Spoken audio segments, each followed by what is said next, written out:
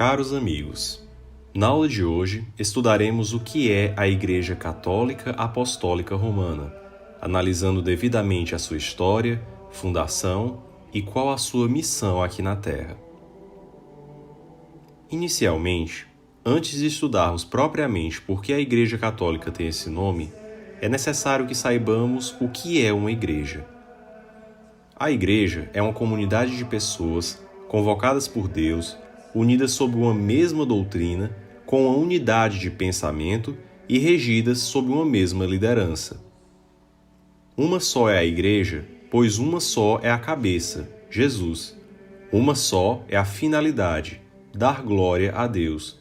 E um só é o Espírito que a anima, o Espírito Santo. A Igreja Católica é composta por 3 igrejas que existem em 3 dimensões distintas. A Igreja Triunfante, composta pelas almas dos santos e anjos no céu, aqueles fiéis que já alcançaram a visão beatífica.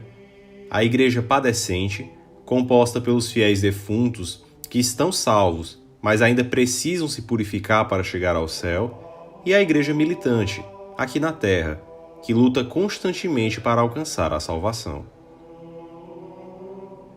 Dito isso, explicaremos os chamados atributos da Igreja. A Igreja una, santa, católica e apostólica.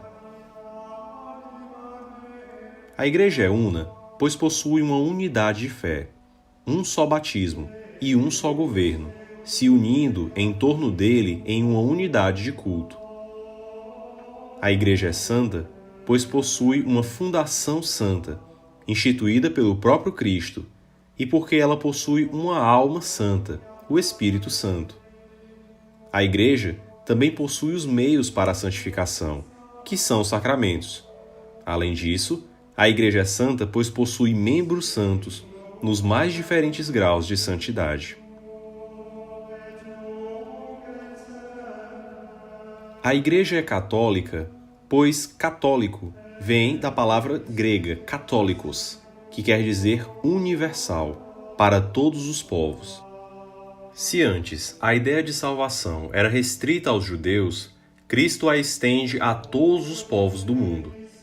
Foi o espírito católico que motivou São Paulo a pregar entre os gentios, que motivou os apóstolos a irem aos mais inóspitos cantos pregar o Evangelho, e que motivou também, por exemplo, os padres jesuítas a se aventurarem em selva fechada, com a possibilidade de serem devorados vivos por tribos canibais, apenas para salvar a alma dos nativos.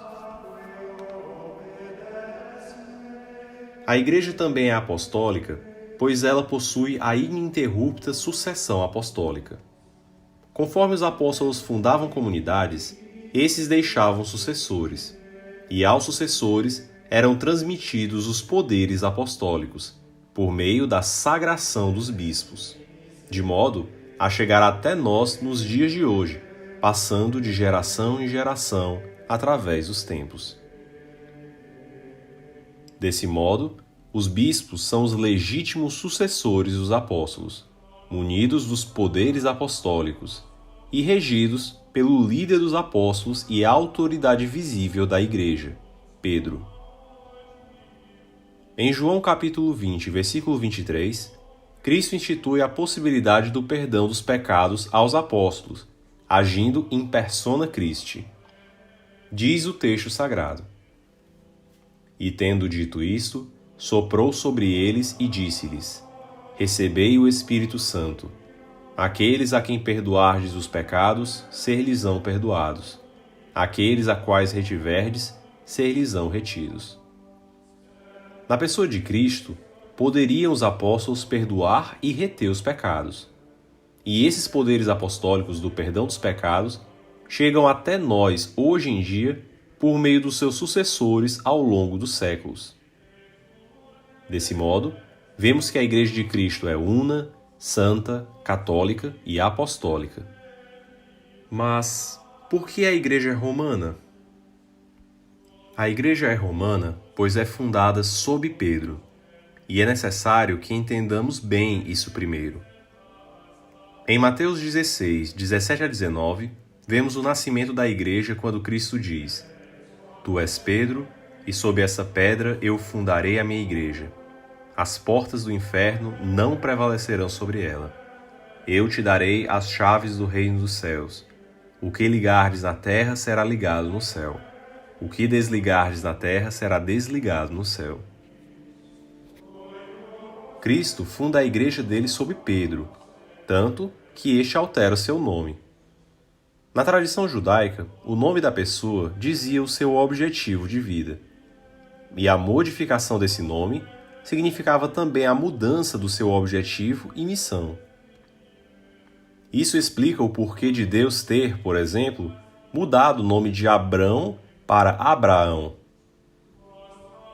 Pedro, com essa mudança de nome, seria a pedra, a base que sustenta e dá unidade.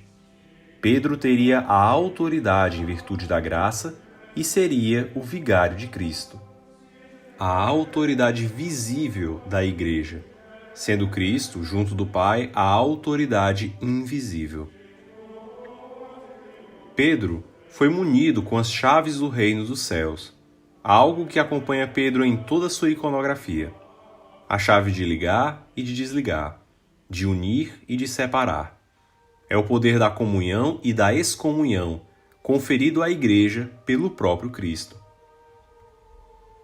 Cristo chega a repetir isso aos apóstolos, como em Mateus 18:18, que esses poderiam ligar e desligar, mas não os entrega as chaves do reino dos céus, apenas a Pedro. Assim, os apóstolos devem estar em comunhão com Pedro para ligar e desligar. Pedro está presente nos mais importantes momentos do Evangelho. Pedro está na agonia do Getsêmani, está presente na transfiguração de Cristo e, na tempestade, é Pedro quem toma a iniciativa para sair do barco e andar sobre as águas. É Pedro quem sempre toma a iniciativa, além de ser o apóstolo que mais aparece na Bíblia. Entretanto, Pedro nega Jesus 3 vezes em sua paixão. Será que isso retira o seu primado? Cristo, em João capítulo 21, versículo 15, confirma Pedro 3 vezes, pedindo que esse apacente as suas ovelhas e os seus cordeiros. E completa profetizando a forma como Pedro haveria de morrer. Em verdade te digo, quando eras mais moço, cingias-te e andavas aonde querias. Mas, quando fores velho, estenderás tuas mãos, e outro te cingirá e te levará para onde não queres. Por essas palavras, ele indicava o gênero de morte com que havia de glorificar a Deus. E de fato, isso ocorreu. A forma como Pedro morreu não está escrita na Bíblia, mas está na tradição da Igreja, a chamada visão do Quo Vadis Domine. Por volta do ano 67, Pedro estava em Roma e o imperador Nero decidiu culpar os cristãos pelo incêndio que destruiu a cidade. Os cristãos primitivos, sabendo que a Igreja estava fundada sob Pedro, decidiram então organizar uma operação de fuga para ele, onde este pudesse fugir das garras do imperador. Entretanto, já no lado de fora da cidade, Pedro tem uma visão de Cristo, ensanguentado, indo na direção oposta à dele. Ao passo que Pedro saía de Roma, Cristo ia em direção a Roma. Pedro, então, vendo seu Senhor carregando a cruz, naquela situação, exclama: Quo vadis, Domine? Que quer dizer: onde vais, Senhor? Ao qual Cristo responde: estou indo a Roma ser crucificado novamente. Pedro então cai em si e percebe que não pode deixar sua comunidade sozinha. Assim, ele volta a Roma e é martirizado. Ao saber que seria crucificado, Pedro pede para que seja crucificado de cabeça para baixo, por não se achar merecedor de morrer da mesma forma que o seu Senhor. E assim, no exato local onde Pedro foi martirizado e onde atingiu a glória celeste, Os seus sucessores regem ininterruptamente a Santa Igreja de Cristo, unindo o céu e a terra pelo poder das chaves.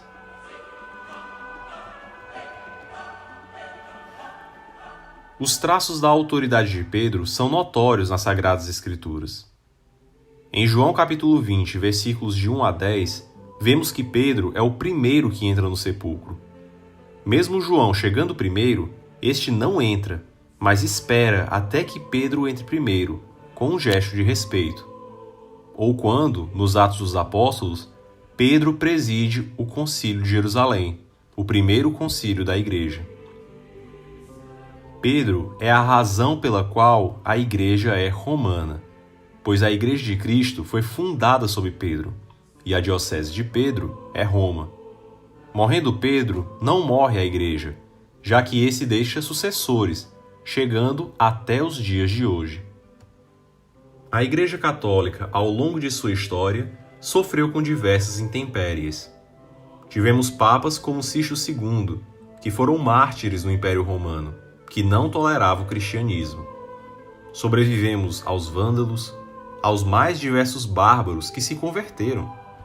Sobrevivemos ao Islã, à heresia, ao protestantismo, ao iluminismo, ao secularismo, e a Igreja, em mais de 2000 anos de história, permanece firme. A Igreja viu a ascensão e a queda de impérios, mas permaneceu sempre intacta, pois foi uma promessa de Cristo de que as portas do inferno não prevaleceriam sobre ela. E foi desse modo, atravessando os séculos, que a Igreja foi a responsável por moldar toda a civilização ocidental, criando instituições como as universidades, surgidas no âmbito das catedrais, e os hospitais, destinados aos doentes. A Igreja Católica é responsável pela manutenção, ainda hoje, de mais de 129 mil escolas, 5.400 hospitais, 9.000 orfanatos e 14.400 lares para pessoas com deficiência. Assim, a Igreja é a maior provedora de serviços sociais do mundo, atuando em locais onde por vezes o governo não chega e onde a caridade é o que ajuda a população a se manter.